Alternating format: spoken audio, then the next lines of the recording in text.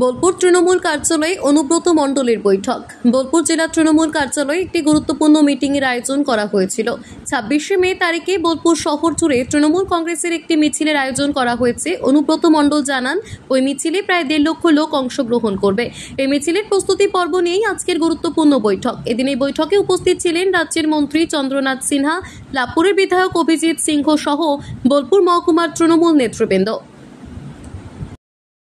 আজকে তো বোলপুর সাব ডিভিশনের 26 তারিখ।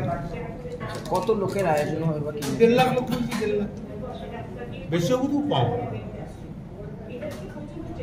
ওটা বোলপুর শহর জুড়েই হবে। হ্যাঁ, ওটা বোলপুর শহর জুড়েই হবে। বোলপুর শহর জুড়েই মিছিলটা হবে। হ্যাঁ, সে তো বুঝতেই পারছেন বোলপুর শহর এখন যা পরিস্থিতি, তা 1.5 লাখ লোক আছে মানে তো বোলপুর স্তব্ধ হয়ে যাবে। এর পরবর্তীকালে বাকি মিছিলগুলো হবে, তাই তো? না না, এখন তো ধরুন 25, 26, 27 তিনটে সাব ডিভিশন। বোলপুরে কবে হবে? বোলপুরের ডেটটা কবে? 26 তারিখ, 25 তারিখ রামপুরা, 27 তারিখ শিশি। নির্বাচন যত এগিয়ে আসছে, আপনাদের কি আরো প্রচার কি আরো বাড়বে? দল তো যাত্রার দল নয়, রাস্তায় থাকার দল। যতই রাস্তায় নামবে তত দল ভালো হবে।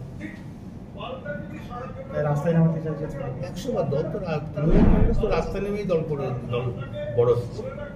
মানুষের কাছে বার্তা কি থাকবে? মানুষের কাছে বার্তা কি থাকবে?